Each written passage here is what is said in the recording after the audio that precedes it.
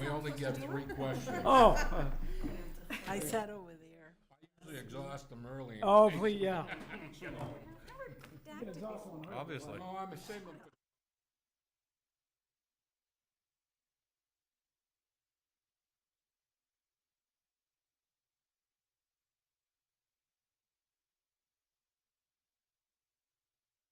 How do you get the kid in?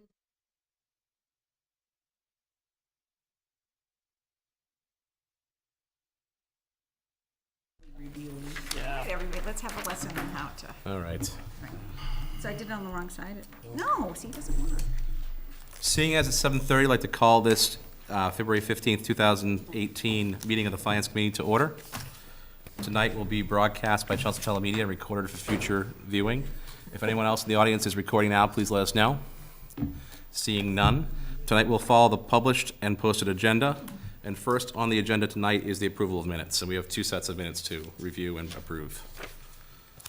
The first set is from September 21st, 2017. And if you recall, we postponed this a couple weeks so we'd have a chance to go through them because they were rather hefty.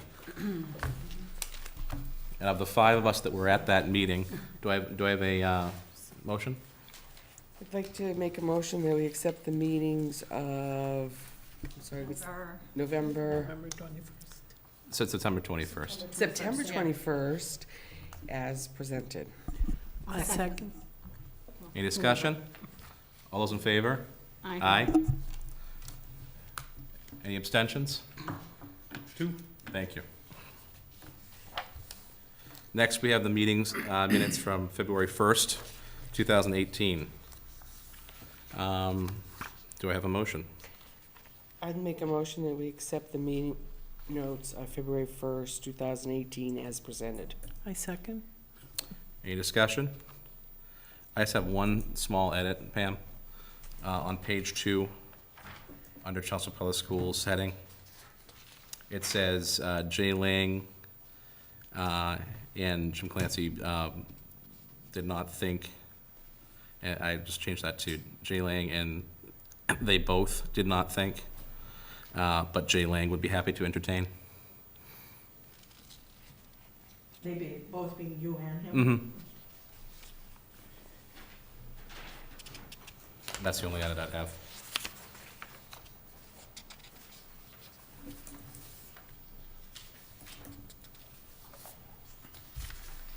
Do you have an amended motion?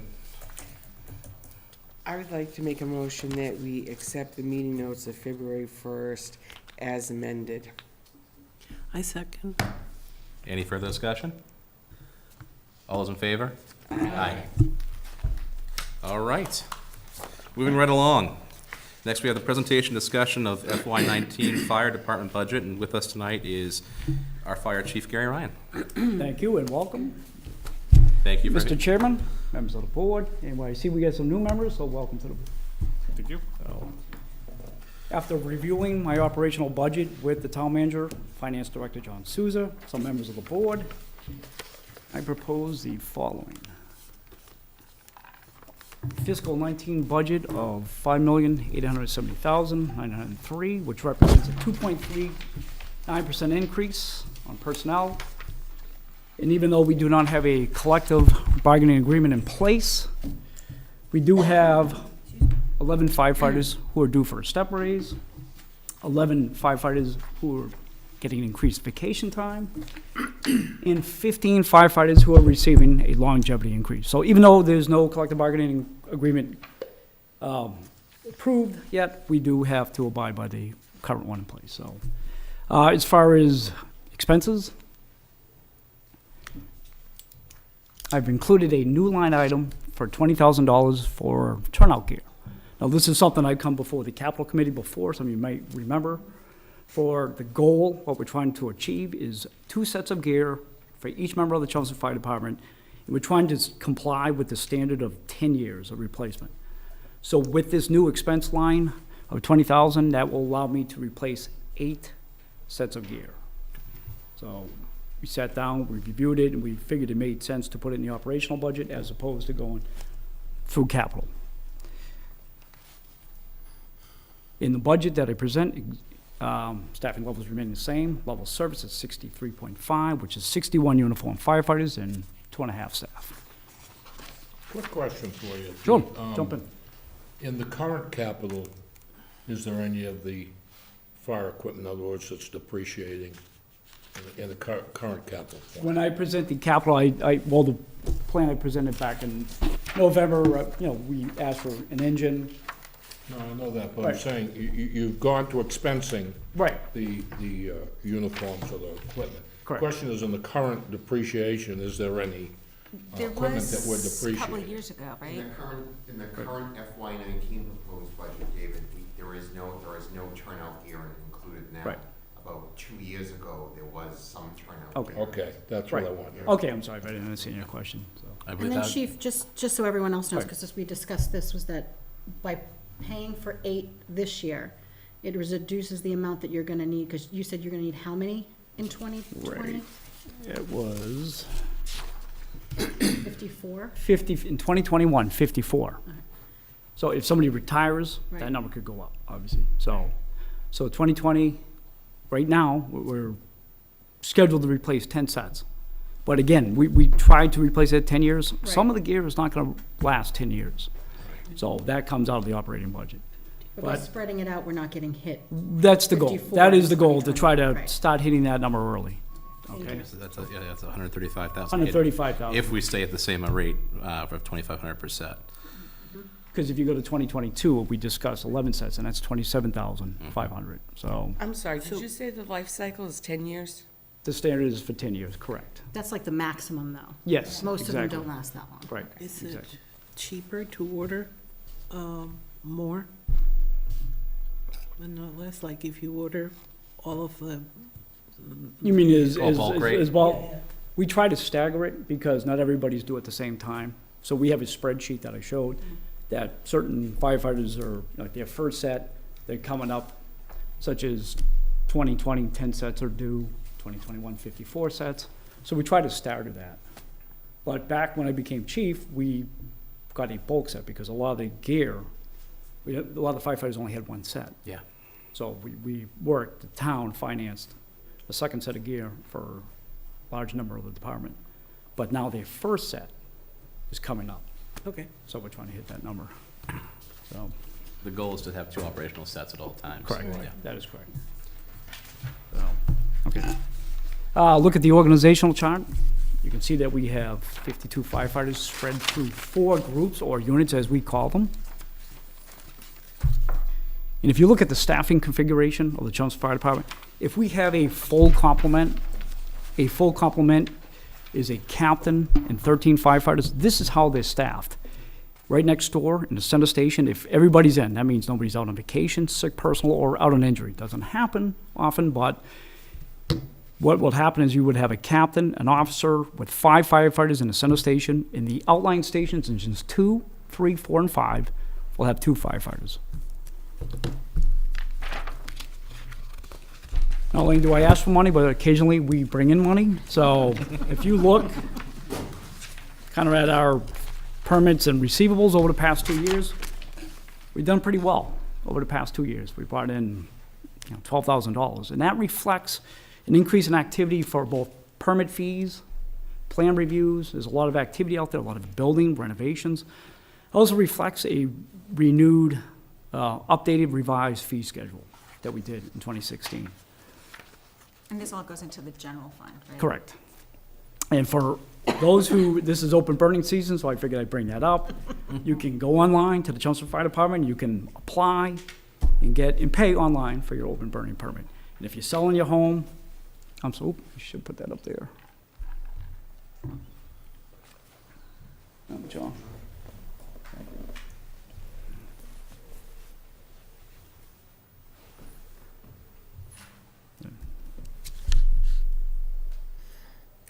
There you go.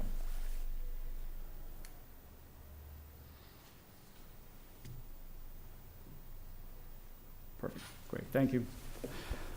Okay, and again, if you're selling your home, we have to do an inspection, so you can now schedule and pay online for that. Before, you used to have to come into the station, and I know parking can be tight sometimes, so that is a convenience that we've added. I know I've discussed the station locations, however, we do have the 5 stations geographically dispersed throughout town, and that is to allow a quick, rapid response for emergency operations. But if you look at the stations, Engine 2 is 62 years old, Engine 5 down south is 52 years old, and Engine 3, West Chelmsford, is 48 years old. The reason I bring that up is with the age of the stations, you have age-related issues. Engine 2, earlier in the year, we had to pay $15,000. Our house generator went in the middle of a snowstorm. So that was a $15,000 hit. We're looking to replace the generators, probably in the future capital request for engines 3 and 4. Engines 3 and 5 have floor apparatus cracks. So we're potentially looking at floor repairs, apparatus replacements of those floors for both 3 and 5. They're about the same. So I just want to put that on your, bring that to your attention. When you run and operate 5 stations, it's very expensive to maintain. However, back in 2013, the town invested with the ESCO, the energy performance contract with Johnson Controls. You can see they made significant investments. I've showed the 4 substations up there. You can see, engine 5, 34,000. And what that entails is enhanced lighting like LED lights, improved insulation, and also weather stripping around the windows, the doors, and the apparatus doors. So, Chief, with that house generator that blew in Engine 2, yes, was that absorbed into your budget this year, or? I did take it out of the budget, correct. Okay, so how are we tracking for this year's budget on that line? Okay, so far so well. Good, Okay, yeah, all right, yeah, good. thank you. Thank you. Taking a look at our energy costs, fiscal 16 and 17, we actually went down a little bit. So if you look at engine 1, obviously the big one in blue, and engine 4, those 2 stations, the energy costs actually went down. So a little bit of a savings, which is good. However, with this cold winter, I don't expect the same results for fiscal 18. So, how does Chelmsford Fire Department compare to our other fire departments? If you look, we fare pretty well. If you look at the town of Westford, for instance, they have to cover 32 square miles, and they operate out of 3 fire stations. Look at North Andover. Again, they have to cover 26 square miles, more square miles than Chelmsford, and they operate out of 2. Wilmington has a little less for square miles, but they operate out of 1 station. I mean, that is a decision. That's not commentary on my part. That's the decision that every department, every town has to make on how they're going to protect and what service they're going to provide to the community. However, I think we do pretty well. When you look at the firefighters per 1,000, 1.9. Again, we do well when you consider we don't run a fire department-based ambulance. So if you look at Tewksbury, for instance, you'll see they have 67. However, they run a BLS service out of there, so they have to dedicate some of the firefighters to run that ambulance. Actually, looks like all of the ones that have a higher, except for Acton, have a BLS service. Yeah. Some run ALS as well. Yep, Yep. yep, Acton, yep. Got it. Can I ask a question? Sure, Under, jump in. EMS service, what does BLS and ALS? So BLS would be your EMTs, your basics. ALS would be advanced, paramedics that would come. So for the town of Chelmsford, Trinity has BLS that would respond, but if it's a cardiac, more serious, they can respond with ALS or Greater Lowell. Greater Lowell would respond. So provides a higher level of care. Taking a look at some of the larger firefighters that we report to the state, just kind of a review of some of the larger fires we've had. We've kind of dipped down from the 44 fires we had back in 2007, but you can see we've had some large dollar losses over the years. The 2017 numbers aren't in yet. However, I can tell you within the past year, we've had some large fires. You're probably aware of the pharmacy fire at Vinyl Square, Parley's building, and we're next to Zesties North. And then down the street at Northern Automotive, 374 North Road, about a month later, you had that fire. So those 2 fires alone will probably bring us up to more than that, so.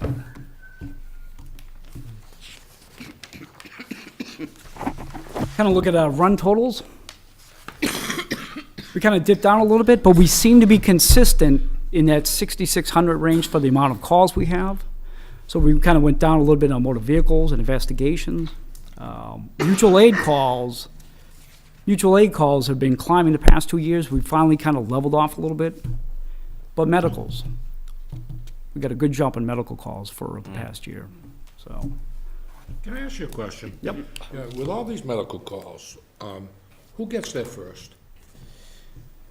Well, it depends. I mean, sometimes the police are out there. If they're out patrolling, they're on the roads, they'll get there.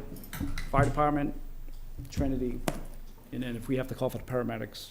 My perception is Trinity gets there last, most of the time.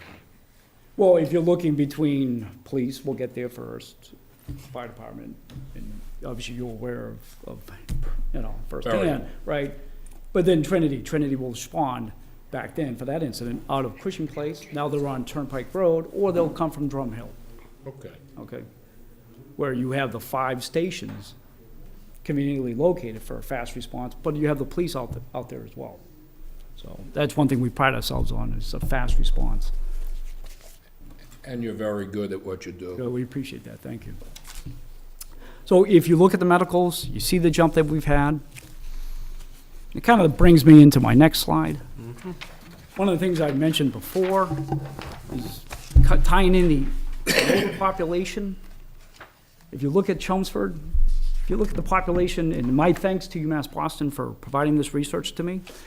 If you look at Chelmsford back in 2015, the population for 60 and older falls in that 29% range.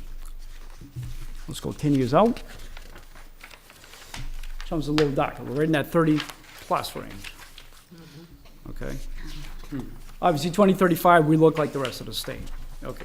But this is the one. Yes. But So they're projecting that there's going to be no decrease in age, people dying off and having younger people coming in? Because I'm looking at this and it's getting darker and darker and darker, and pretty soon there's going to be nothing left on the state. yeah. The lifespan is, I thought they all moved. I mean, give them time. I think the lifespan actually decreased for the first time. it did. Yeah, it did, right? And they Yeah, said we- they're contributing that to the opioid epidemic. Yeah, Yeah. exactly. But if you look at this, look how Chelmsford compares to our neighbors, Drake, Lowell. Look how we compare to Middlesex County. Look how we compare to the state. If you look at the different age brackets, 65 and 74, 75 plus, the percentage of residents in that bracket, Chelmsford has a high percent compared. And the reason I bring this up is because there's a correlation between aging and demand for services. And I think you see that reflected in the medicals we go to. What else creeps up on you? Being in that age category. You know what, I was excited. I'm not going there.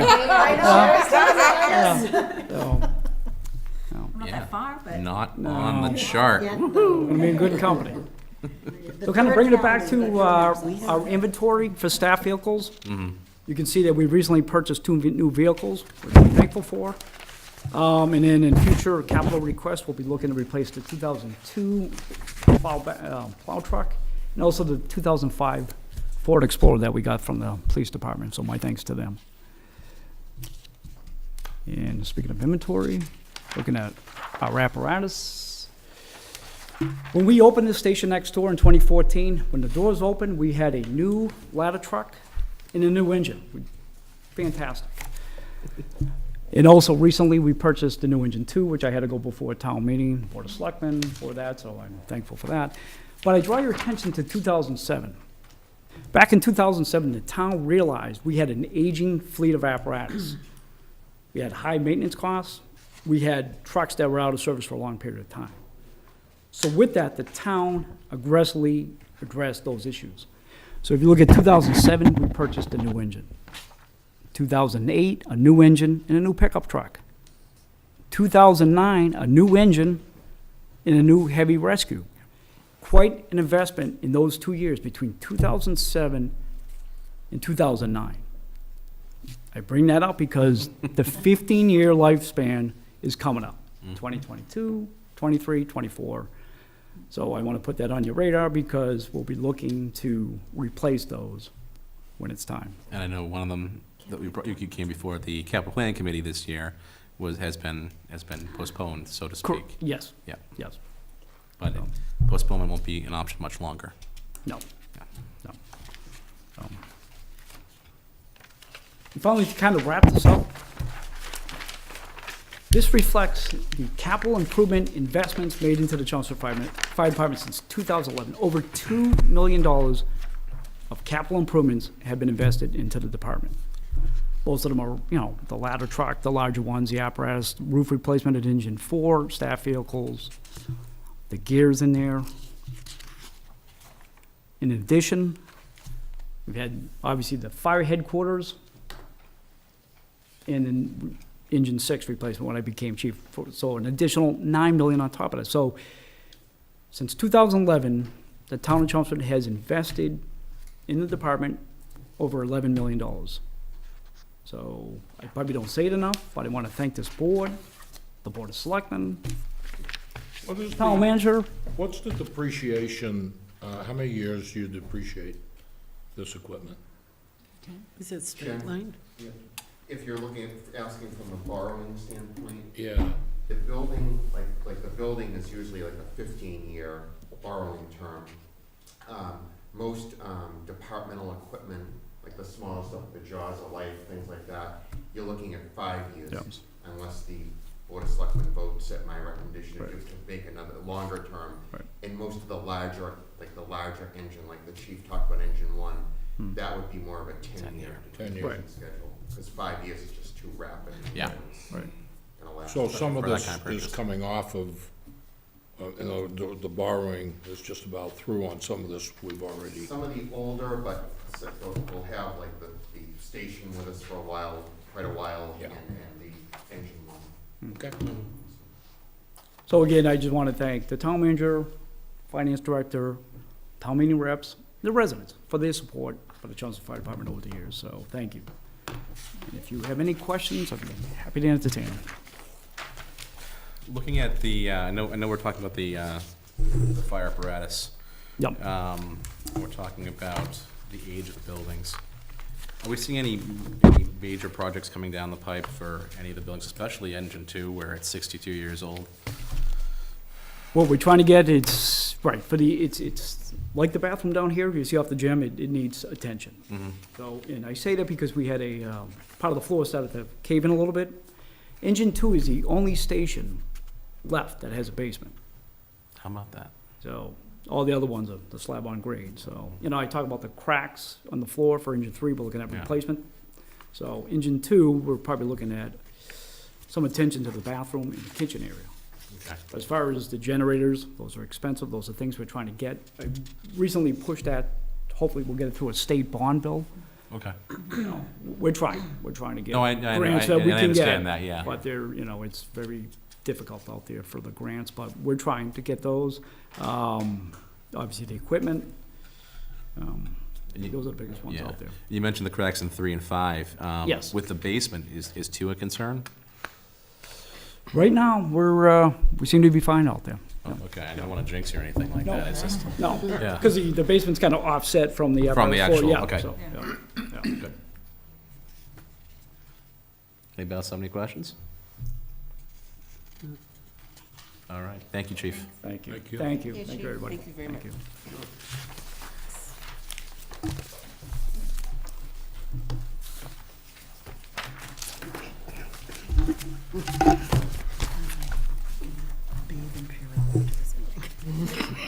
All right, moving right along on the agenda, we have a presentation and discussion of FY19 Veteran Services Budget by our Veterans Agent, Regina Jackson. This is, I think I have two. yeah, I got it. I have it here. Don't I? You see it? Welcome. Hi, thank you. Hi, Eric Chambers. Why, good to see you. I have the hard copy. Got it right here. There you. is a change in. Look like that too. That was one of the items. Thank you. Some extra. Thank you. Thank you, Chief. You want one?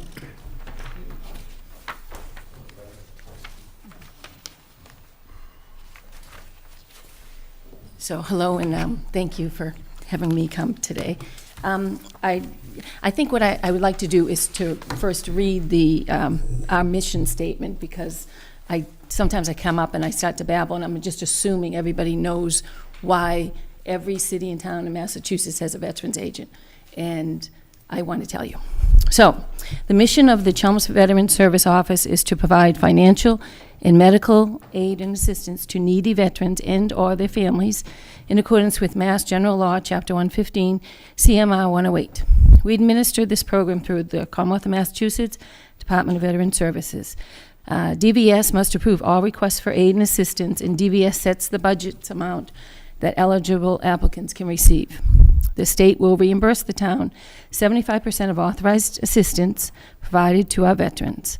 So our mission is to assist veterans who are not eligible for under this state program find alternative sources of help, like VA comp, VA service-connected pension, Social Security disability, SSI, anything and everything that somebody could be eligible for. And as part of the application process, you're required to apply to any benefit. And the mission is also to assist veterans with any type of veterans issue which may arise. So for the town purpose and for budget purposes, the amount that we're talking about is actually, if you go to the last page and the budget one, all the way down where it says cash and materials grants, the line 57710. So for fiscal year 2019, the $165,000. That's the amount we're talking about. That's the amount of that's the total amount that we could possibly expend on benefits, monthly benefits, for up to, right now I have about 20 eligible veterans and/or family members. And of that 165,000, the town will get back 75%. So from fiscal year 2017, we actually spent $146,824, and we got back $110,118, and that is, the reason why I want to point that out is it's not really reflected here because that goes back to the general fund. Mm-hmm. So, and so just let me kind of, under the budget comments, I don't know if this was updated, because originally when we did this budget, the proposed request was for $185,000 for the line item for the benefits. But after talking with John and Paul and really going through the numbers, I think it's really more reasonable to think that 165 is a good number. We don't want to be in a position to have to go back to town meeting, but we also, want to go with the true numbers. Okay. And 165 seems pretty reasonable. I'm sorry, and I hate to interject at this point, but how are we tracking for FY18? Okay. So as of December, we were doing pretty good. Okay, so as of December, what we actually we were only up to 34% of the budget. Oh, excellent, okay. So, and I don't, you never know. I know, but it staggers throughout the year. And Right, yeah. and if someone comes in and they're eligible, then you have to assist them, which is fine. Mm-hmm. So, and then also we pay for funerals, a certain amount, up to $2,000, and you obviously can't Of course. predict those. And, but I think the way things are going now, that's a pretty accurate. You have a comfortable, Yeah. amount Yeah. left, good. Yeah, yes. So, and the only other thing I want to point out is that's just, for our purposes, that's what you're looking at. You're looking at the number, our numbers for town of Chelmsford, what we're gonna pay out and what we're gonna get back. Mm-hmm. But also, the Veterans Office, what I also do is we do a lot of federal claims. And if you look on the first page under the goals, about halfway down, the last, VA snapshot, they do a snapshot of the communities. So when we do these federal claims and they do come through, they do get awarded, the benefits are rated and are available to the veterans or the family members in town, it adds up. And as of 2014, which I know was a long time ago, but the VA is sometimes a little slow on a lot of things, The only governmental Right. department that's slow on numbers. So the amount that came into the town was over $1,129,000 to 449 veterans and/or family members. What period of time is that covering? For the 1 million, that was per year. Okay, so in fiscal year 2014, it was 1 million. Yeah, that was the federal, Yeah. that comes in.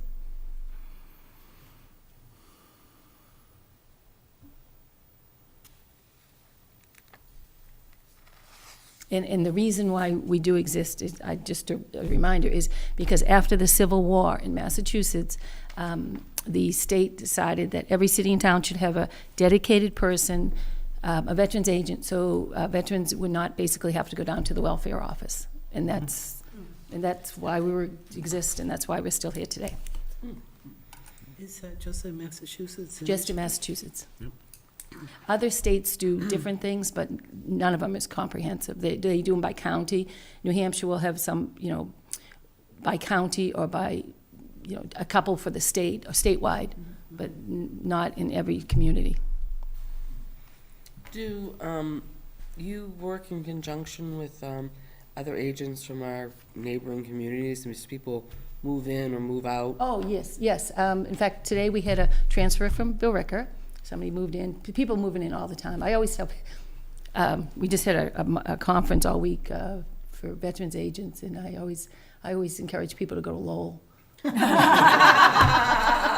Eric from Lowell is lovely, wonderful, because, we should be all given the same benefits, and we do, but there is a lot of cross over. But since everything is, Department of Veteran Services determines everything. I mean, you determine they're eligible, and you put them on, and you think you're gonna give them this amount of money, but they have to approve it. And if you don't do it correctly, they're not gonna approve it, and they're not gonna give you back money that you shouldn't have given out.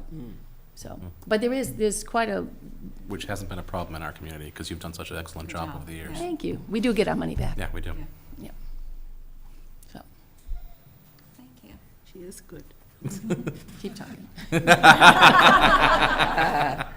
So if you have any questions or anything,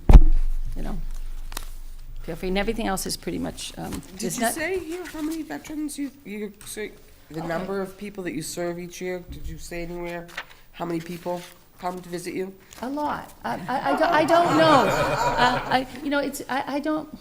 I should keep a better track, but I have a lot of drop-ins, but then I have a lot of regular people. And on the federal side, I have a lot of claims, and those claims are, it's kind of sad to say, but they're really, a lot of them are very old. The oldest claims, the VA, not my estimate, but the VA estimate now is 4 years on the initial appeal and 7 years on a claim that has to go to the Board of Appeals. That's a crime. It's, Sure is. well, it is.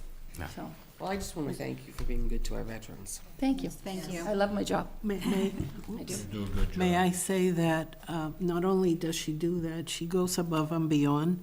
No, well, I have to say it, with the Chelmsford Military Community Covenant and other organizations in town, she coordinates an awful lot of work that needs to be done for veterans, like landscaping, and things of that nature. That's the first one that comes to me. Snow removal and a lot of help for veterans and veterans' families and people that are deployed, soldiers. So she helps a lot to military families in general.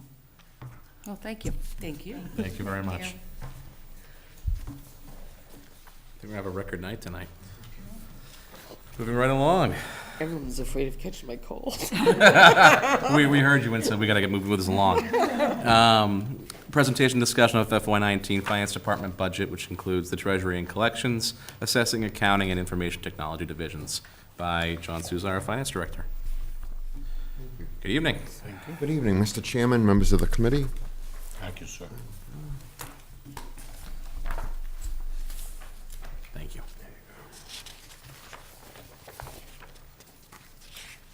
As that goes around, I do have an extra, I only have a couple of guests. You don't have to touch me. Here, how about this? I'll give you that one. You want to bypass? Yeah. Okay. Yeah, I bypassed her. There we go. So she only touched hers. So thank you. We had an opportunity to review the Finance Department budget for all of the divisions late last week with Elaine. And our Chief Assessor Frank Green joined me, our IT Director Ted Luter, and also Darlene Lucier, our Town Accountant, joined me as well. And so just to walk through the informational package with you, the first page number 1, I won't spend a lot of time on, but if anybody has any questions, what this does is it's just an attempt to, in a short amount of space, list some of the main functions of all the different offices, our main responsibilities. And then there are some goals on page 2 for each division, as you read through those for the coming fiscal year. Page 3 is a detailed staffing chart, and just to show, so for example, you can kind of it gives you the history back to fiscal year 14. The proposed budget for fiscal year 19 has 14 full-time equivalent employees, so we're not looking for any staffing increase. It's the same level as the current year budget. And you can see the breakout by office. Just to explain, for those, when you're looking at this, what the footnote is in the Treasurer Collector's office, there's one full-time clerk that's not listed above because that clerk is charged to the Sewer Enterprise Fund because of all the collections work that we do for sewer active bills and activity. So then moving into the line item budget, we'll start with the Treasurer Collector's office. As you review the budget, you'll see that personnel services is increasing about $13,500. That's just to cover step increases and the cost of living raise for all non-union employees. When you look at the expense categories are all level funded at the same level as 18, so the total is $221,500. So that gives us a total budget for the Treasurer Collector's Office of $545,971, which represents about a 2.5% increase. And as I'm going through, if anyone has any questions, please. Based on Darlene's report that she circulated, it looks like all departments are really doing pretty well as far as tracking for the current fiscal year. So yeah, so far I would agree with that. And then moving on to the next department is information technology. And as you look at this budget, you'll see the total proposed for personnel services is $204,491. That's an increase of about $12,211. One of the things you see is the longevity line. That's increasing. What the situation there is, one of the employees is reaching his 15-year milestone with the town, so longevity goes up over time, as we know. In the expense area, I can walk you through some of the changes there. Computer maintenance is decreasing just under $15,000. What that's related to is each year, Ted Luter goes through all of the support contracts for various software packages or equipment, and as some of the ones expire after so long, anywhere that he can find savings or do it cheaper, he will do that. So he's achieved some savings coming up about $15,000. Contracted services is increasing $23,000. To explain that line item to you, what he's seeking to do is the $23,000 is going to fund a computer replacement or a computer refresh for about 1/5 of all the general government departments. So the goal here is to fund computers because of have a relatively short life. So the goal is to, let's say, John, yes. I'm sorry. How many computers? I mean, what are we talking about? How many computers? Where are they? Yeah. Generally, what this is for all the non-school departments. So this is all of the computers for all of the offices in this building, as well as the outlying departments, such as fire station, police station, library, cemetery department, you name it, I can go down the list. But the goal here is, in the past, sometimes what's happened is computers became obsolete all at once. So what he's trying to do is, instead of going to capital like we've had to do in the past and borrow for the computers, is do them on a staggered schedule. The 23,000, Ted estimates will replace about 20 to 30 computers. The reason I'm giving you a range is he said it's going to depend on the mix of laptops versus desktops. So depending on what is actually purchased, the quantity will vary. What is he tracking for lifetime of these? I know it's a short lifetime. Yeah, he's estimating about 4 to 5 years. I mean, if we can get, if it's in a high-use application, it can sometimes be put in a, less demanding office or application. But I would say generally after 4 to 5 years, everybody knows, software keeps advancing. Yep. It's not going to be worth trying to keep or fix. It's actually cheaper with the software packages to purchase a new hardware. Yeah, and the other thing he's looking at is he's also exploring, is it cheaper to lease these for, say, 3 or 4 years than to actually buy them? That's interesting. So if it is, we're gonna look at the numbers, but if it is what's something we'll explore. So the expense budget for IT is increasing. When you make all those changes, it's increasing $8,900.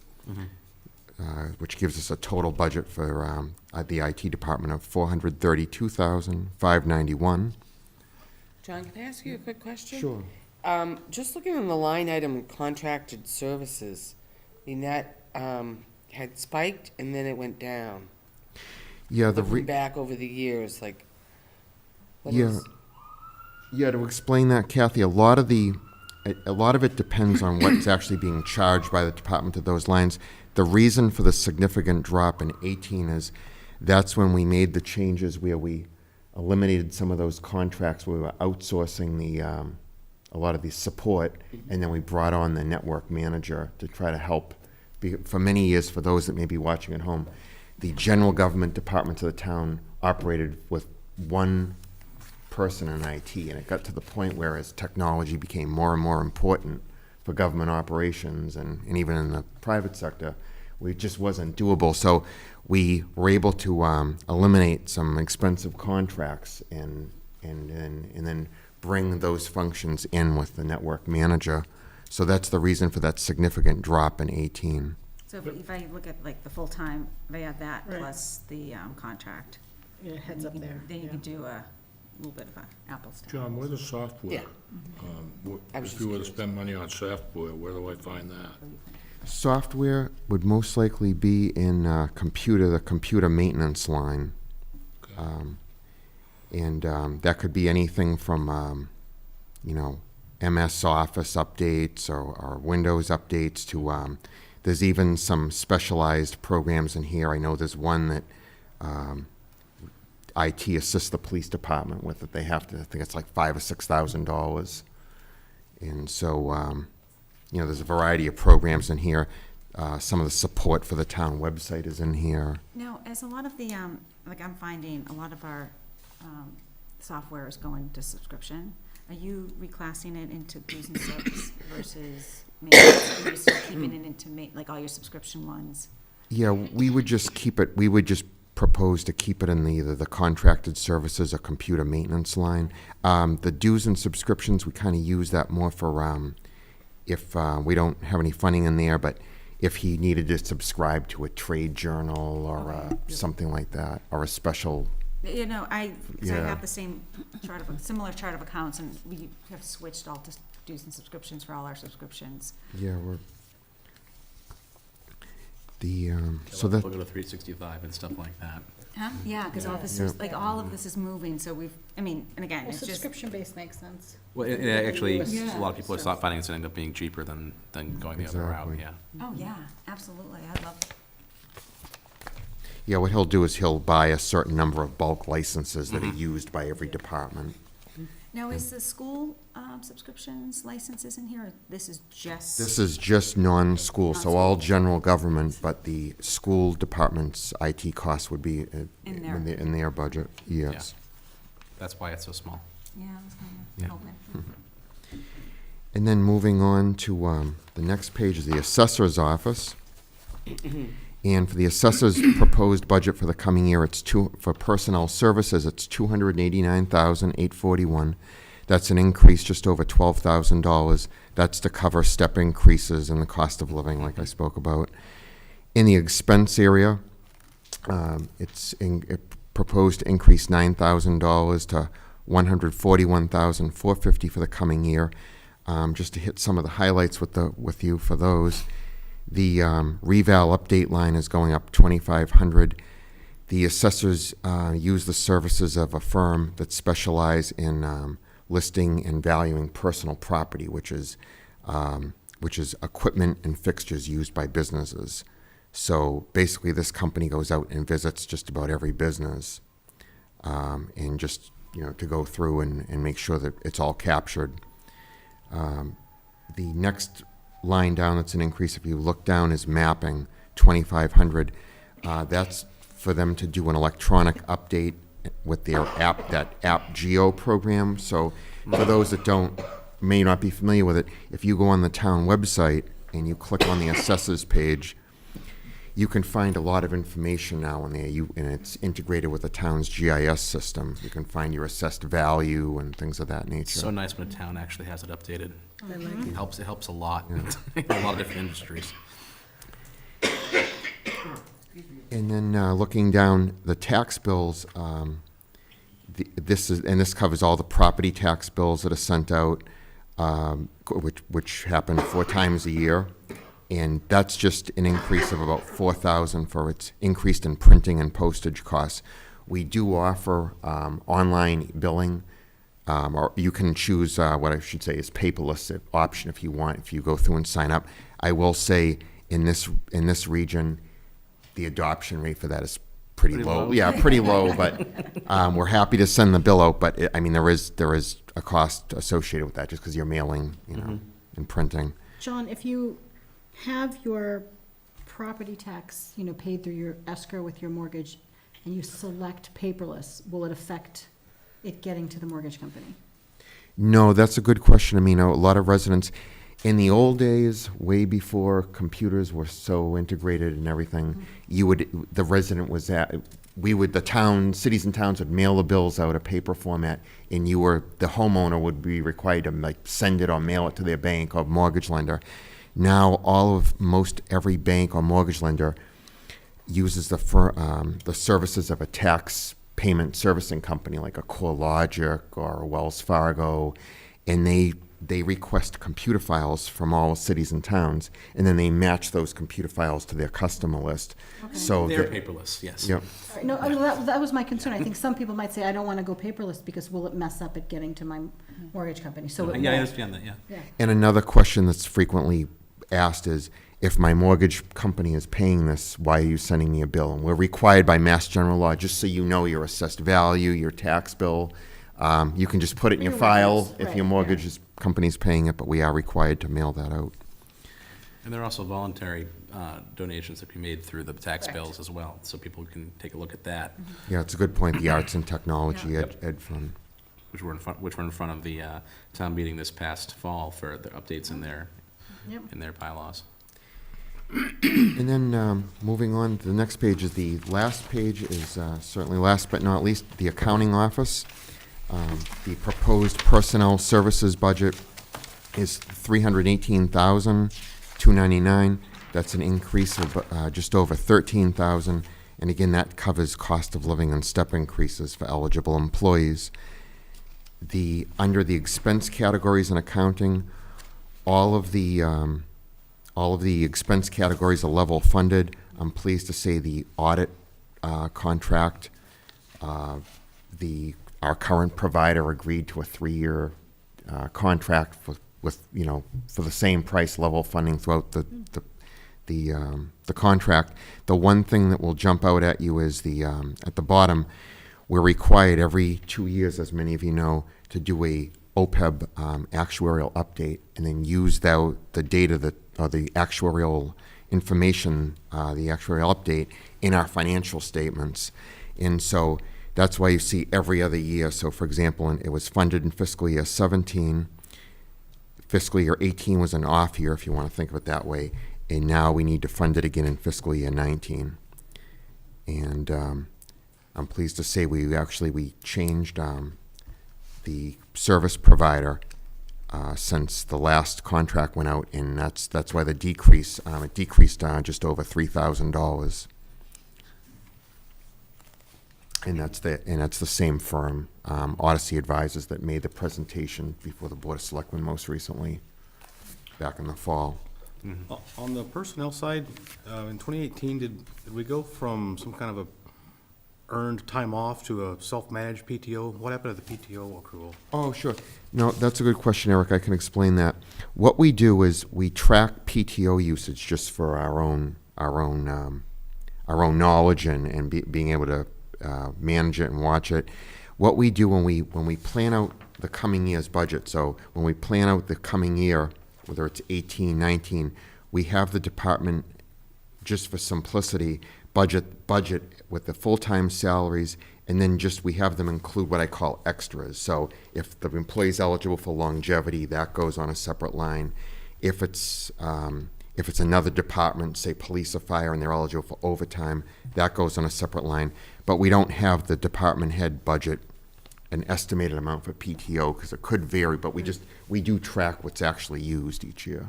So when it's reported, they report the PTO on the PTO time? So if you add Yeah, those the two, that's all actuals. fully salary. Okay. Yeah, and then next year, we'll see the FY '18 actuals there when we're looking at the FY '20 budget. Gotcha. Yeah. And so that gives, when you add up the expenses and personnel services, the proposed budget for the coming year for accounting is just over $378,000.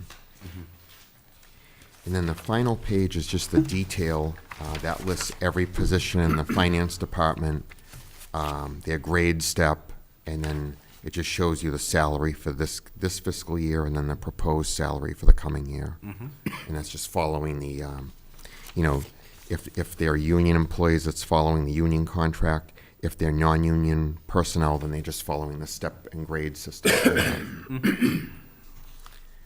So that pretty much wraps up the finance department. If anyone has any other questions, I'd be glad to answer those.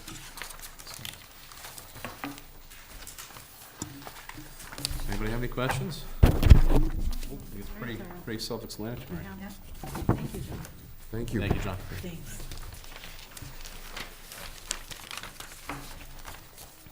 All right. Next on the agenda, we have a discussion of the budget hearing and warrant article schedule. So what I'm just going to pass out to each of you is just an updated liaison list and schedule as of today.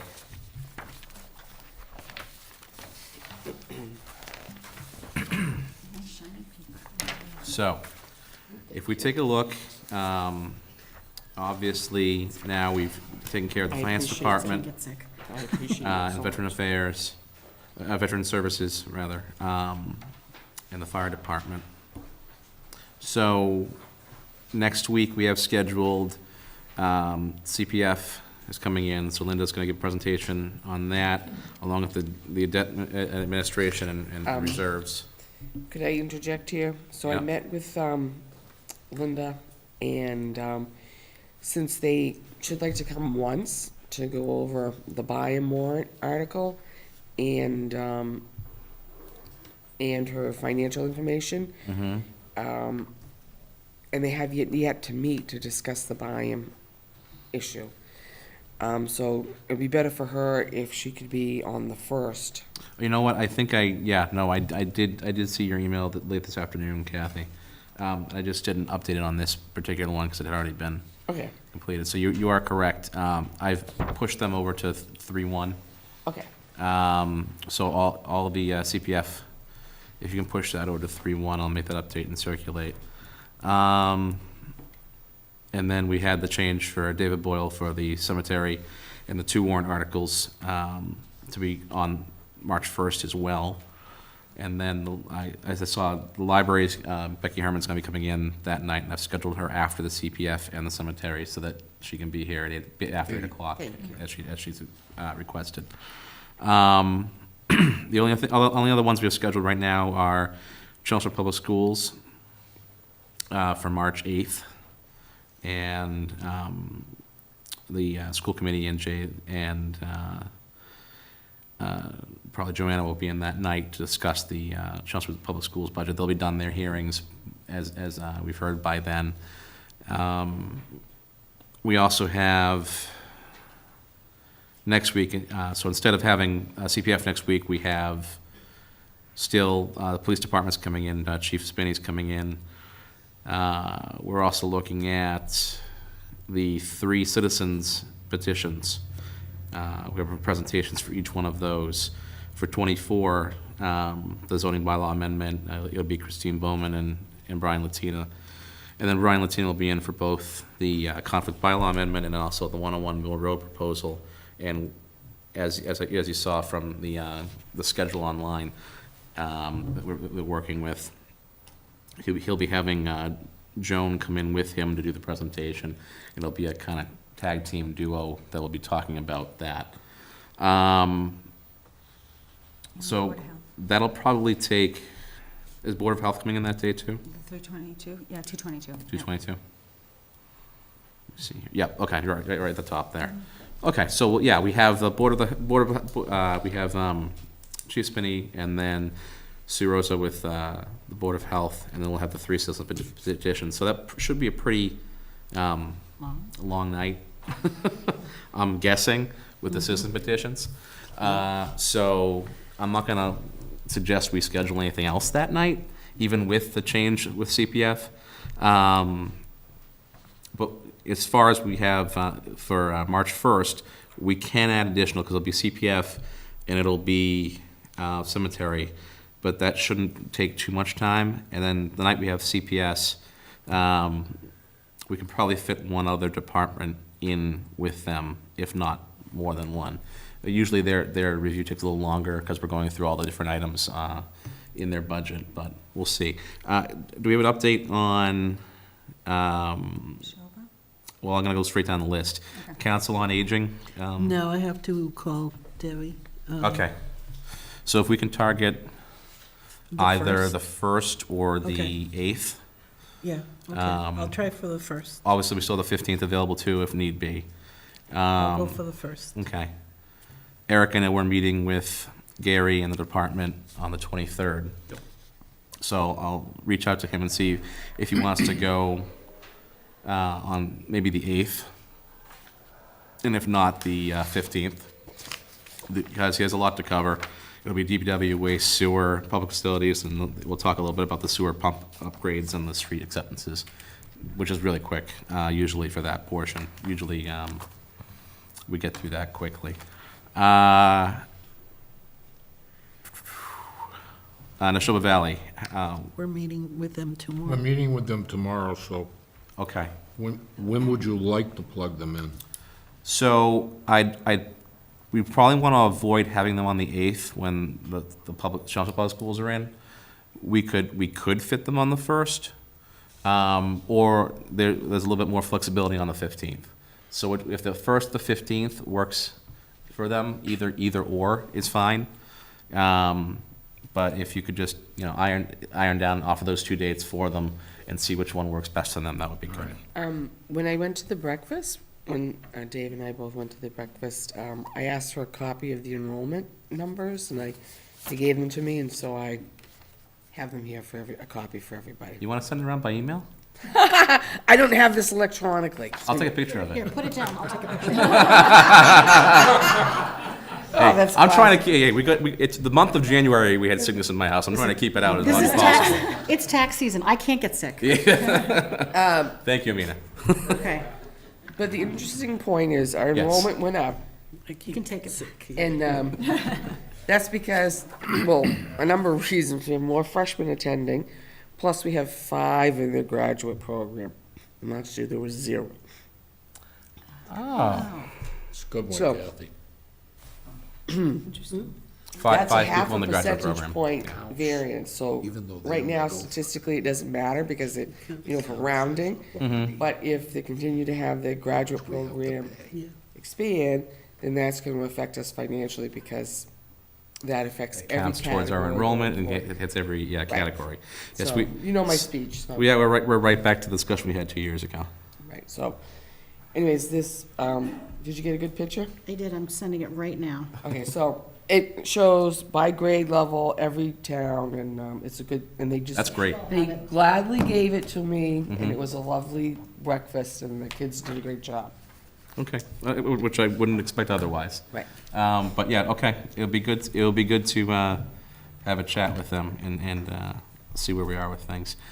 Especially if we can take a look at what grants they've applied for, if there's anything that's going on. And usually they're pretty forthcoming with that as well. So look forward to that. So we'll either be the 1st or 15th for them. For PEG access, Send it to you too. I have to talk to him as well. So- okay, yep, reach out to Pete, or So- Pete if you're listening. 3:15? Either 3, yeah, so right now we're targeting either 3/8 or 3/15. So if you give him those 2 dates. I just did. I said he's probably watching, okay. Kurt, take care of it. We're going down the line here. I don't know, Paul, if there's anything you want to present for the Forum Enterprise Fund and budget, I don't know. It's, Yeah, we can do that later, because we have bids, we have a bid opening next month, so if we could do that, the 8th. on the 15th? Yeah, Let's 15th would be good. put it on the 15th, yeah. 3:15? We should have title tomorrow. We were, Oh, fantastic. nice. meeting Monday night, the board approved the fees. I saw that, yeah. John wired the money on Tuesday. They acknowledged receipt of the money yesterday, which means they were gonna sign today, it should get recorded tomorrow. Nice. Excellent. Good to hear. That's great. So yeah, 3:15, Okay. perfect. And then what we'll probably do, I know you talked to it briefly, there's been a change in the warrant numbers and the warrant itself. I know it's still not signed yet, but the gift of land in the center was done by statute as opposed to being done through town meeting. So that's off of the warrant for the warrant articles for this year. But there's a new gift of land for the Technology Drive parcel. It's 9.8 acres. It's kind of wet. It's very wet. It's basically a giant thing of water and a little bit of marsh. And it's at the end of, it's right at St. Andrews, between St. Andrews and Technology Drive. It's that abandoned parcel of land. Was it a tax parcel?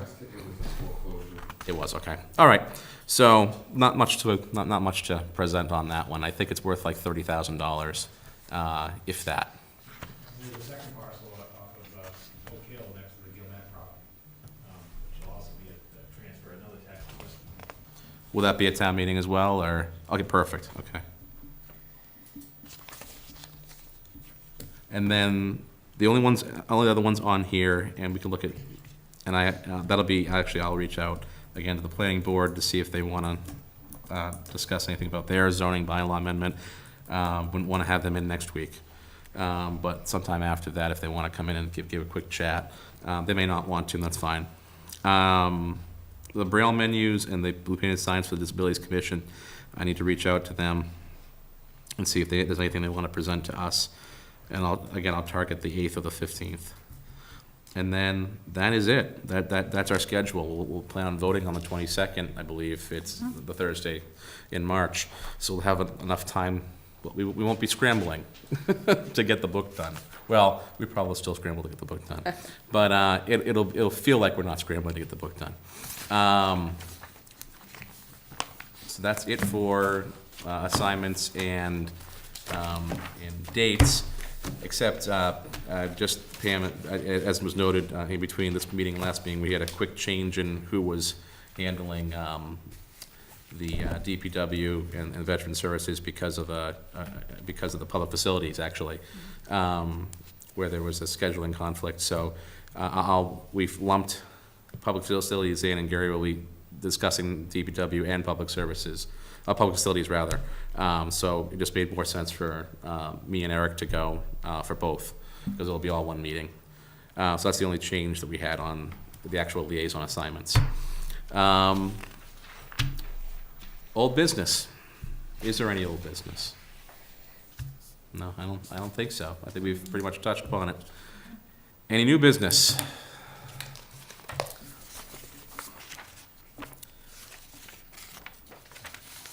Nothing that I propose right now. I'll take a look at what's here, and if there's anything I need to announce, I'll announce next week. Public comment.